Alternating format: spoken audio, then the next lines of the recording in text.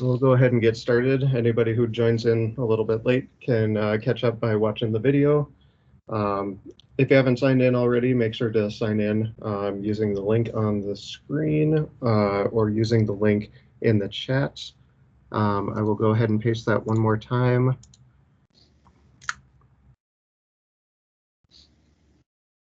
And then everyone can go ahead and get signed in there. So yeah, today's topic is security, and the subtitle for it is "It's Everyone's Business," because it is. We don't have the monopoly on security. Everybody's sort of got to deal with it because everybody has a certain amount of access to different types of data.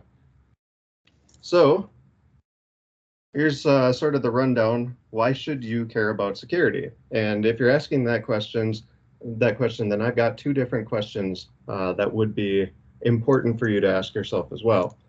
First off, who would a security breach hurt? Now, I've identified three groups here. It's not an exhaustive list, but it is the first three that came to mind. I like doing things in three because it looks nice. But first and most importantly, a security breach is going to hurt you the most. It's either going to hurt you by being inconvenient, or it's going to hurt you by potentially being life-altering or life-changing in a negative sense. Things that we're going to discuss in a little bit, different types of ways that a security breach can affect you. Then next and most importantly, it's your students. Security breach, you have access to data that pertains to students and could be potentially, again, either irritating or life-changing, depending on the severity of the breach. And then finally, the district. If a district account gets breached, then that doesn't reflect well on the district, and it does become a problem that the district ends up having to deal with. So, we've got the three different levels here. Certainly the school, same sort of level as the district. If one person has a problem, then ultimately we all have a problem, that kind of thing. What kinds of things could happen from a data breach? Again, this is not going to be an exhaustive list because there are a lot of different things that could happen. I just chose the ones that most readily came to mind that were either most apparent or most severe. And so first off, the big one, identity theft. If you get your social security number stolen along with your name and other personal details, then people start opening up bank accounts, they start taking out loans in your name, all sorts of nasty things that really have a detrimental impact on your quality of life. Academic dishonesty. Now, the reason I put this one on the list is because there is a class of potential security, let's just say somebody who wants to get into your account. Let's phrase it that way. And that would be the type of student who is looking to alter their grades or alter their scores or alter somebody else's scores or gain early access to the results of a quiz or the answer key to a test.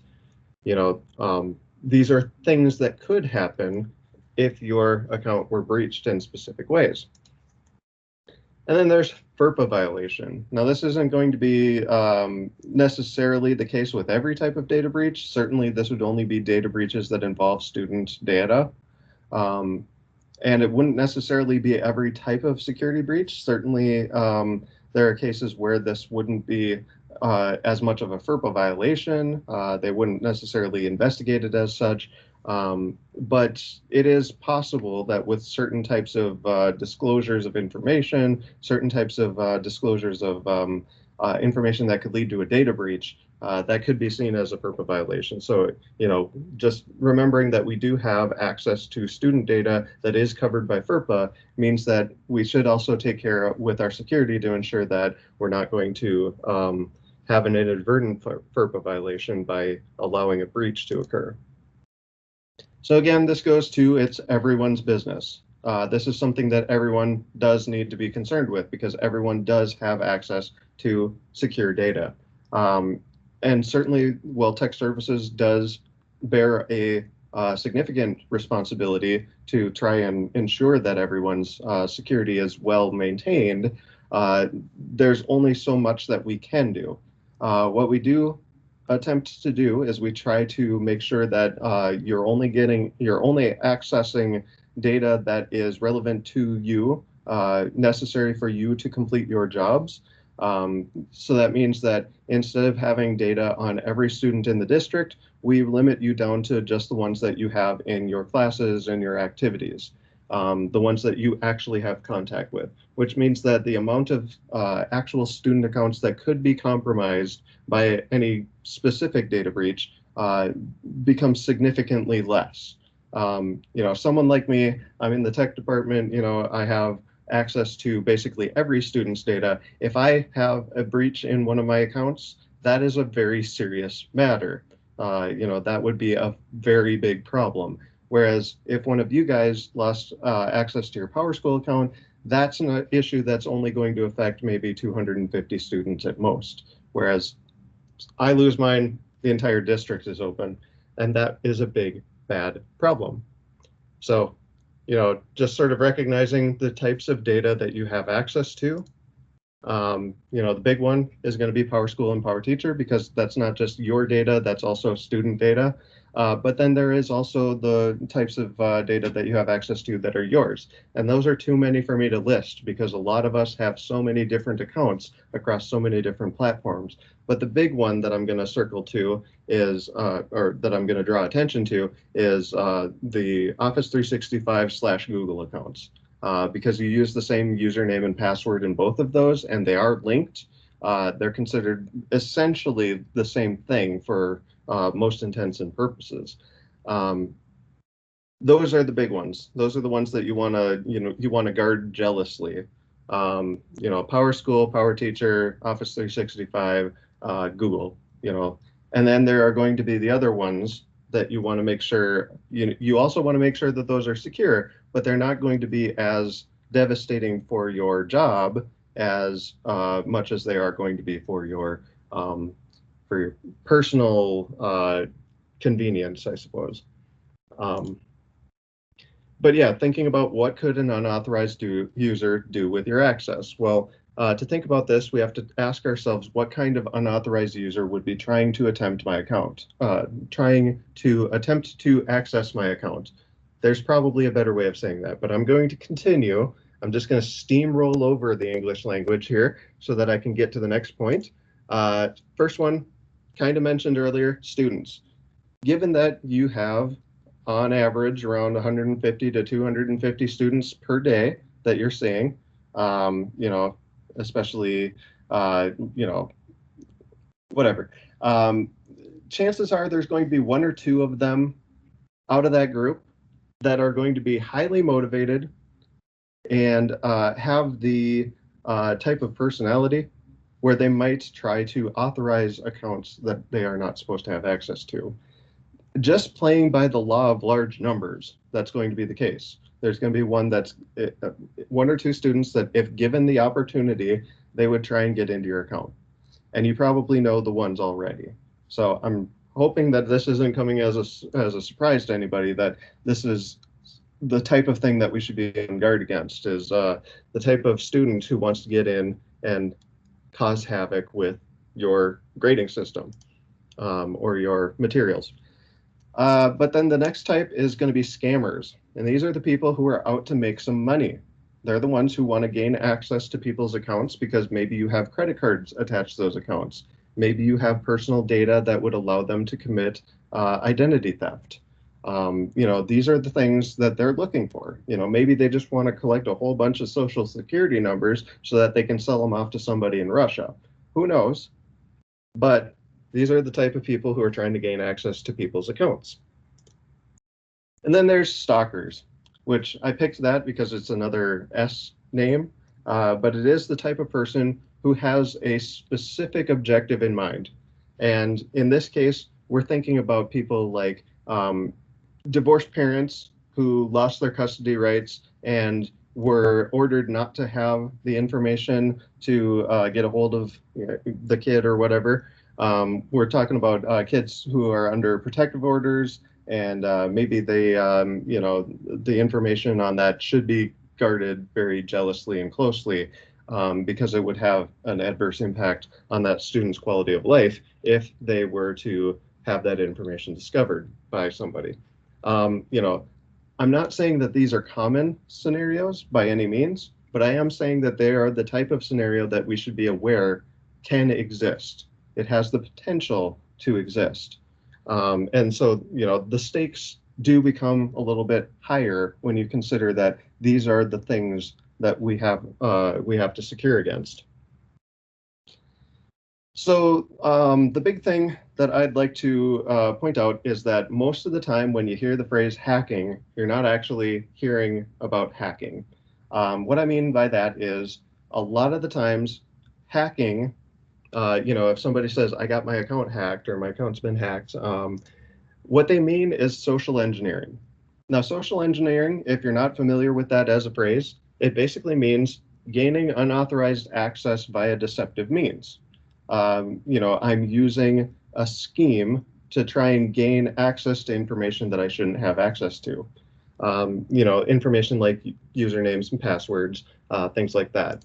Um, Essentially, they're exploiting people's kindness, people's habits, and other psychology tricks to try and gain some sort of information that they shouldn't have access to. Um, I'd like to liken this to the physical act. And so first it comes with a little bit of background. There is a type of profession known as a penetration tester. And penetration testers are paid professionals, security professionals. They're paid by companies to try and gain access, either physical or digital access, to that company's resources or physical locations. And so, one of the most common things that I hear when I'm listening to stories being told by physical penetration testers is that when they want to gain access to through a locked door, they don't try and pick the lock. They don't try and spoof a key card, anything like that. They wear a polo shirt and dress pants or work pants, something like that, and they walk around side entrances of buildings with big boxes, big, heavy looking boxes. And when somebody comes out of the building or if somebody goes into the building, they act like they were just coming up on the building and they say, oh, could you hold the door for me? My hands are full. And 9 times out of 10, people let them in because they look official and because, well, it would be rude to not hold the door, wouldn't it? So, exploiting kindness, exploiting people's habits, knowing that somebody is going to go outside for a smoke break at a specific time, you go out and you act like you're going to have a smoke break at the same time, you can get in when they're coming out the door. Same kind of thing. Except now we're talking about the digital world. We're talking about different habits and different ways of talking on the phone. It's kind of like that scene back in if you're familiar with the movie Ferris Bueller's Day Off, when Cameron is talking on the phone. Cameron being a high school student who is friends with the titular Ferris Bueller, and he's posing as Ferris Bueller's dad, and he's on the phone with the principal, yelling the guy out to try and it was they were trying to get Ferris Bueller's girlfriend out of school for the day, and so he was posing as actually his girlfriend's dad then. Anyway, long story short, pretending to be somebody that you're not is one of the oldest social engineering tricks in the book, and it's still effective because people aren't going to be rude and make sure that people are who they say they are. And a lot of the time when you get on the call with customer service, they're asking you these questions to try and verify your identity. And some people get really annoyed that you try and verify their identity. Well, it's basically a matter of if we didn't ask those questions, then we would just be giving your password, your account information out to anybody, So, keep that in mind. It's not it's not that you're being rude, it's that you're being secure. Poor password hygiene.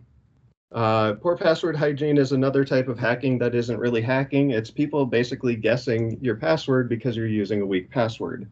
If you use the password 12345, that is easily guessed. It's on the list of the top used passwords across all of the data breaches that have been documented. There are people who will take the information from these data breaches and compile them into lists. And one of them is actually available on a website that we're going to be taking a look at in a second called Have I Been Pwned? They will make a list of all the passwords that have been released in data breaches, and they actually like sort them out so that all the passwords are counted up, and you can see like, oh, this password was used in 4 million accounts, you know. Excuse me. So if you're using a weak password, if you're using one that's within like the top 100 there, then that basically means that it's only going to take like an hour for somebody to get into your account who really wants to do so. I mean, this type of attack typically isn't the type that most people who are trying to gain access to your account will employ. But if I were, you know, for instance, standing over your shoulder and watch you type in your password, and I see you're just running your fingers across the top row of keys, I can guess that password within an instant. You know, I can probably guess that within 2 or 3 tries. So using a better password is going to prevent these types of hack.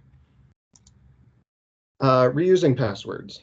That's another big problem, especially when we're talking about data breaches that happen to smaller companies. If you reuse your password, you're basically making that password as secure as the least secure site that you use it on.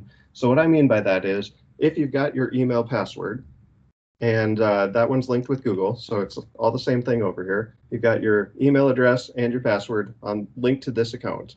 Now, if I use that over here in Amazon, now I've got it in 2 places. And if Amazon gets hacked, then they have my Google and Outlook password and username, and vice versa. If they get my Outlook and Google password, now they have my Amazon password.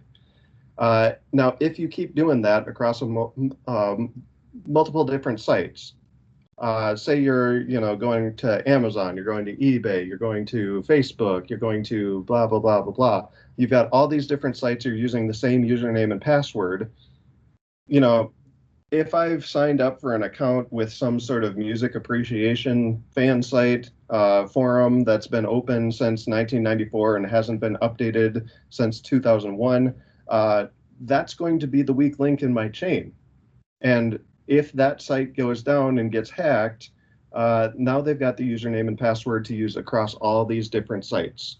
I've basically given them a skeleton key to my online presence. Very, very bad if that were to happen, which is why you shouldn't be reusing passwords, because one weak link breaks the entire chain. Continued use of compromised passwords. So I've kind of been dancing around this a little bit. It is important to understand, to be aware of when sites that you have accounts with get compromised. You want to be aware of these hacking events that happen if you have an account with that site. And the reason behind that is because if you've got a username and password with that site and you reuse that anywhere, now you got to update all your passwords. Or if you are continuing to use that same password after that site's been breached, and you know they come back and they say, well, everything's fine. Well, no, your password is still out there. So anybody who gets access to that information can log in as you. One of the ways that you can keep appraised of whether or not you have any, you've been involved in any sort of these data breaches is by going to a site called haveibeenpwned.com. I posted the link to it in the chat just now. And so, you know, earlier I went ahead and plugged my own email address into this.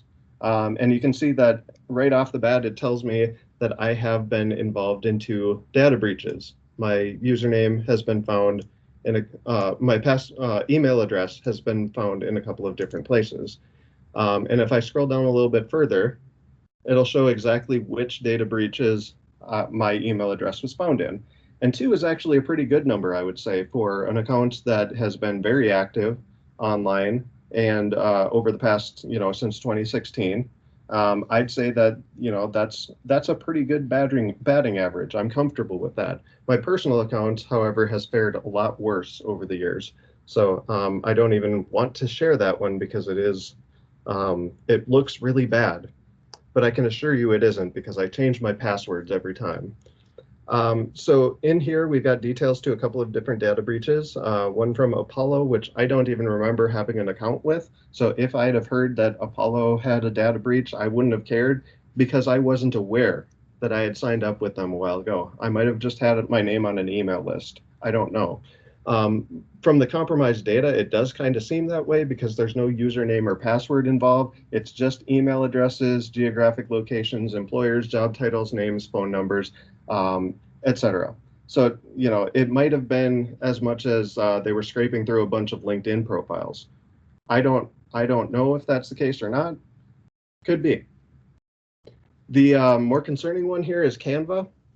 Canva is like a graphic design suite that they do like online software. And in their data breach did involve email addresses, names, passwords, and usernames. And so a couple of pieces of information in there. If I had a username and password with them, now that username and password is compromised, and I need to update those with them. And I also would need to update that anywhere else if I was using the same username and password across other platforms. I would have to, at the very least, update my passwords. In this case, though, there is a little bit of a notice in here that people who use social logins might be exempt from this, from at least the password notice. And the reason behind that is it's a little bit of a technical explanation that I'm not really sure I can get across exactly well. But basically, when you sign in, do like a sign in with Google or a sign up with Google, Google is the one who's handling password management, and instead they're doing sort of a handoff. They're saying, "Hey Google, is this guy who he says he is?" And then Google says, "Hey, yeah, he's good." Rather than me typing in my username and password on their site and them keeping a record of what that username and password should be, they're handing off that security information to Google. So they don't keep a password; they keep what's called a token. It's a cryptographic string of text that is specific to Google, and it's also something that Google can revoke on their end. They can say, "Oh, this provider had a data breach. Don't trust any of the information that they have coming from them until they fix their stuff." So with that particular case, if I sign in through somebody else, I might not need to be as concerned about the fact that there's a data breach on the list for them.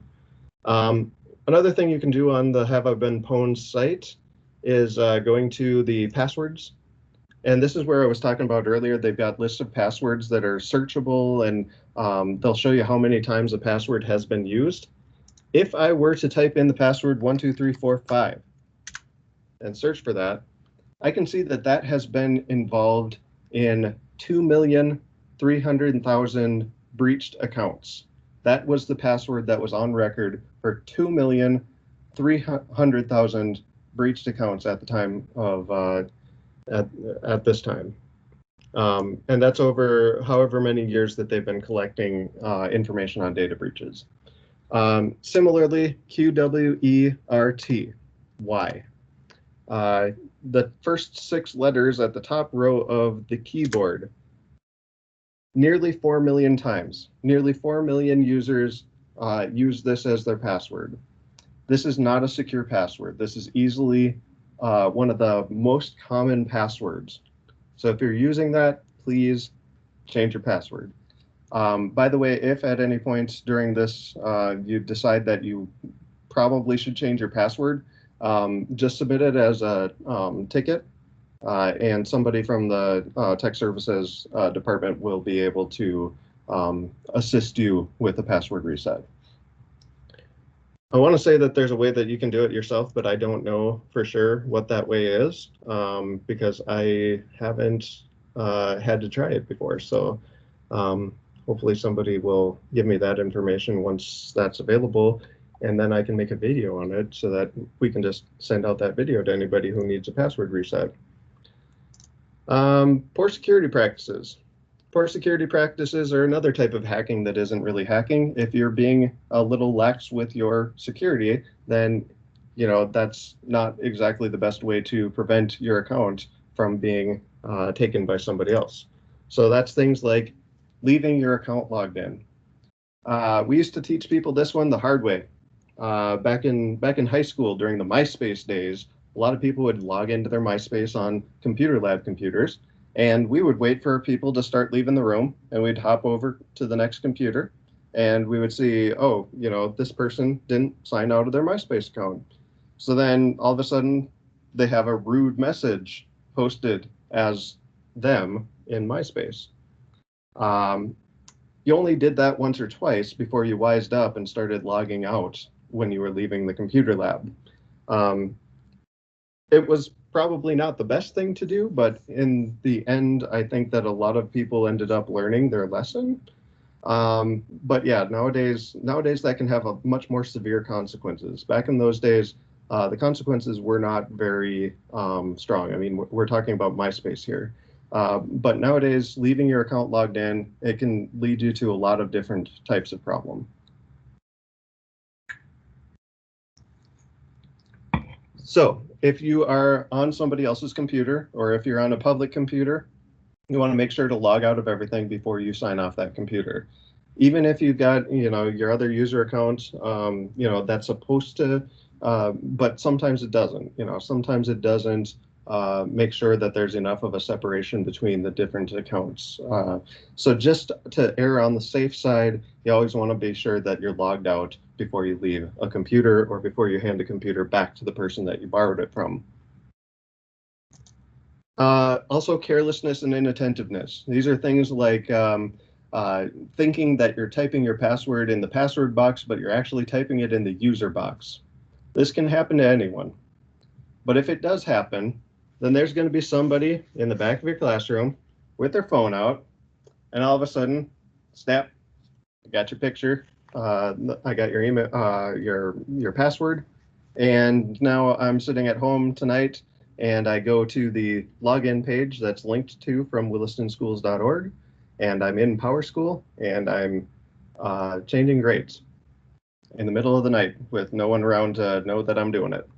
And if I were to check the logs the next day, it would look like you were the one who did it. So because there's no real way to tell, as long as somebody is logged in with a username and password, any changes that were logged would be logged as that user and password.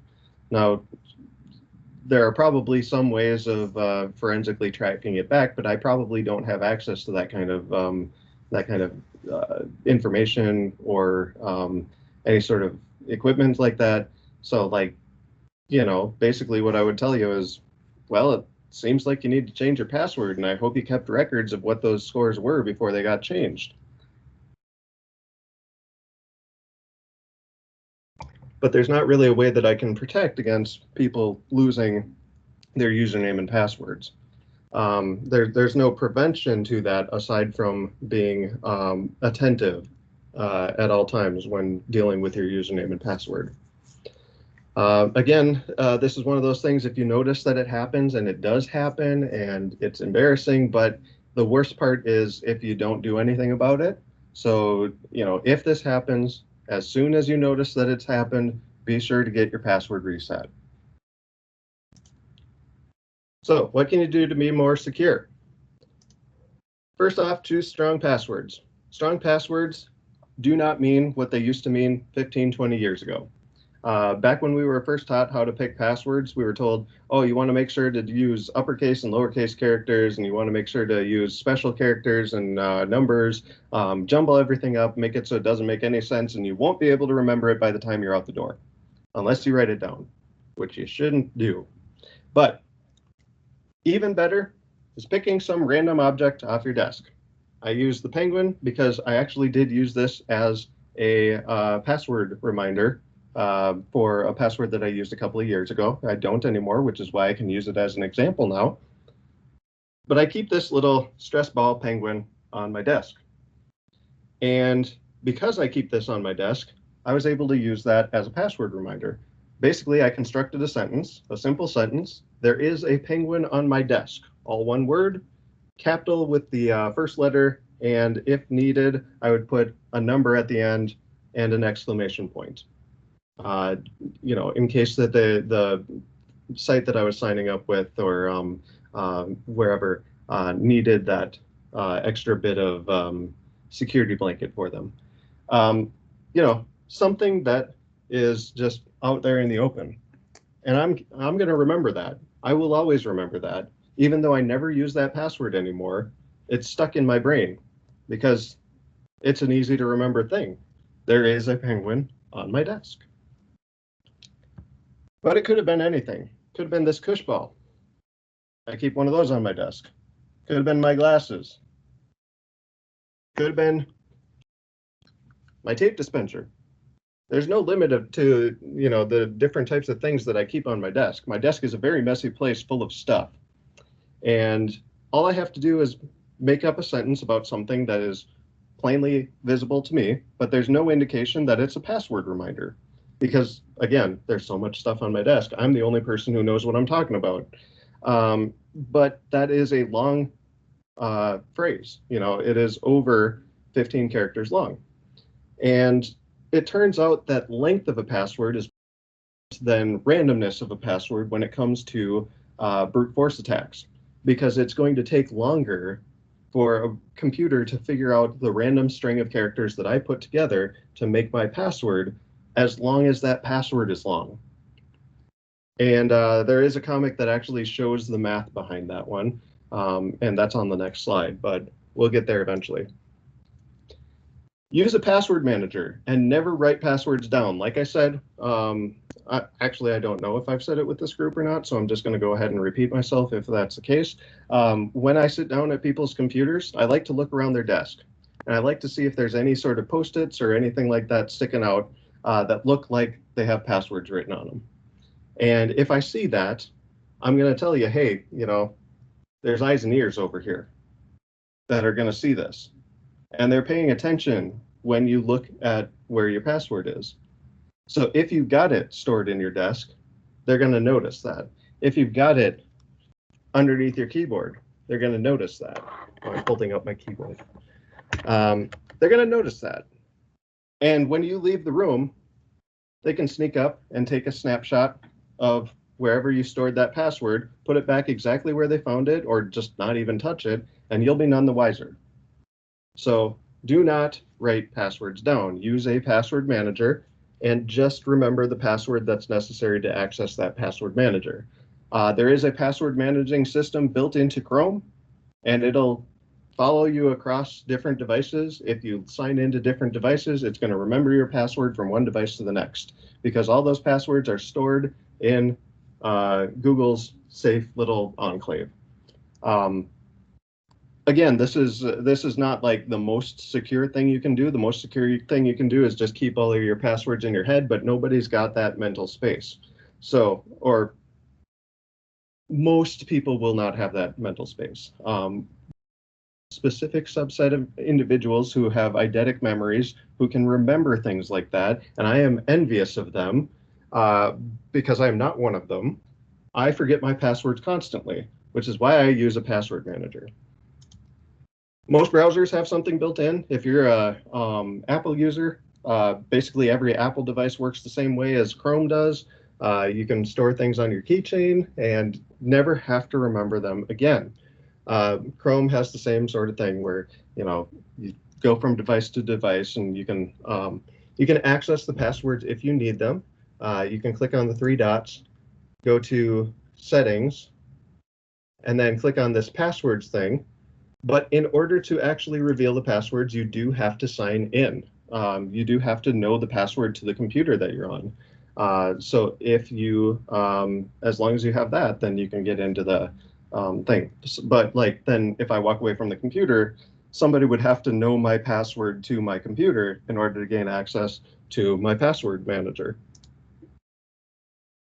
And other options do exist. There's things like LastPass, 1Password, couple of different sites that are available. They do, their entire reputation is staked upon the security of their service. So it is one of those things where they invest a lot of time and effort in making sure that your passwords are stored securely. So as long as you don't reveal your password, then it should be safe. And don't repeat passwords. Again, repeating passwords just means, that you're opening yourself up to credential stuffing, which is where you take the username and password and you try it across a whole bunch of different sites just to see if it'll work. Password managers will allow you to create randomly generated passwords. Usually when you're making an account in Google Chrome nowadays, it suggests a strong password for you. And if you use this strong password and save it, then you won't ever have to remember that password. And the best password that could ever possibly exist is one that is known by no one, including the person whose account it is. Because if nobody knows the password, then there's no risk of breaching that. And this is the comic I was talking about, the one that I'll have to link this out later so that everybody can take a closer look at it, or I guess you could just pause the video. But it talks about the math behind the logic here. Basically, these are the types of password, and this is actually a better password than most people were told to make. Usually people were recommended a password of at least 8 characters, which most people, that's going to mean I'm going to use 8 characters. And then, you've got all the different things that could be different between, all of the different ways that this could go a little bit different. When you break it down, there are 2 to the 28th power combinations, which is going to take a computer 3 days if it can guess 1,000 guesses a second. But it's really difficult to remember that, whereas you take 4 random common-ish longer words, and all of a sudden you have increased your amount of complexity by, I guess it's not double, but double the exponent. So yeah, that's a lot, and it goes down to 550 years at 1,000 guesses a second. So making something that's hard for a computer to crack is actually just as easy as making it something that's easy for you to remember. So continuing what you can do to be more secure, lock your computer when it's out of your view. I always like to say, if there are 30 kids over there, there's probably one of them who wants to try something. And again, this was one of those things, in tech services, one of the hazing rituals, I guess you could call it, is if somebody forgets to log out of their computer when they get away from their desk, they might come back to find that their desktop background has been changed to Rick Astley.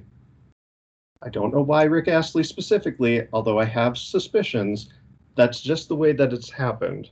So, if you want a quick way to lock out your computer, Windows Shift L, or if you're on a Mac, Command Control Q, both of those are going to lock out of your computer, and you'll need to use a password or a fingerprint to get back in, if your computer is equipped with a fingerprint scanner and you've set it up to do that. Never give your password out to anyone. If you need to pass an account over to someone, there's probably a better way of doing what you're going to be doing, but I know that there are some times when in a pinch you have to do this. Just be sure to change your password to something that you don't use. And then when you're done sharing your account with someone, change the password back or change it to something new. I don't care. Just don't give them your password that you're actually using. because that's really bad. And tech services will never ask for your, or at least we should never ask for your password. And if we ever do, tell us that we shouldn't. Get offended because you should be. We have all the access that we need on our end. And if we don't, if we need you to type in your password for some reason, we will ask you to do it. We will not ask for your password. I shouldn't know your password. I don't want to know your password. Do not give me your password. Just yeah, I'll go on. I'll end the rant here. Treat any emails that you receive with skepticism. If an email says that something's wrong with your account but doesn't say your name, that's a big red flag. If it says your name on it, or companies that have your account on file, it's trivial for them to put your name in the email. And if they're not going to give you the courtesy of putting your name in the email, you should probably not be doing business with them anyways. And I'm getting a little bit sassy because it's towards the end of the day. If an email asks you to buy a gift card, that's a big red flag. The gift card, this is in reference to a specific example we had where across the district, a couple of different administrators had their emails spoofed by some sort of a scammer.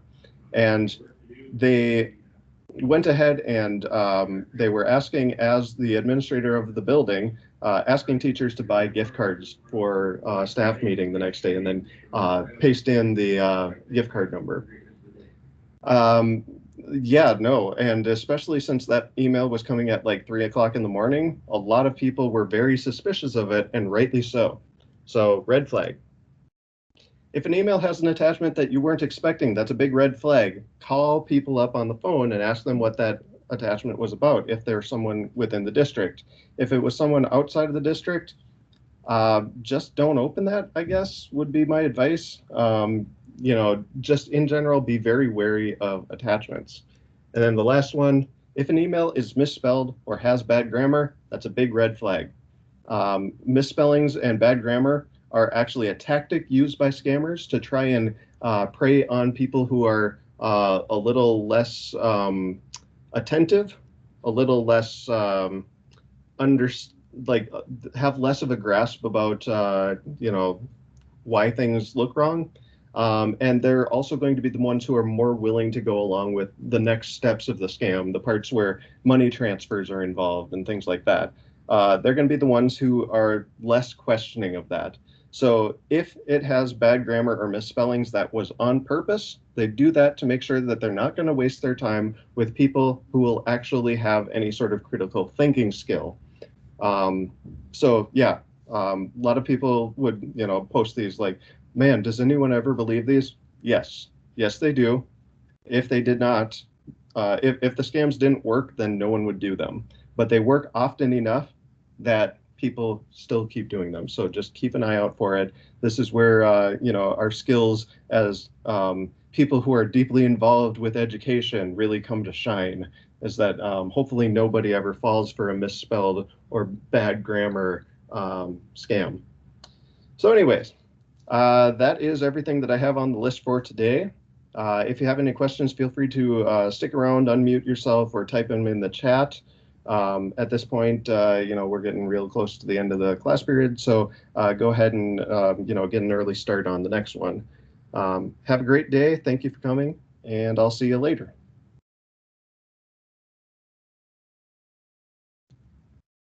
And I'll go ahead and end the recording.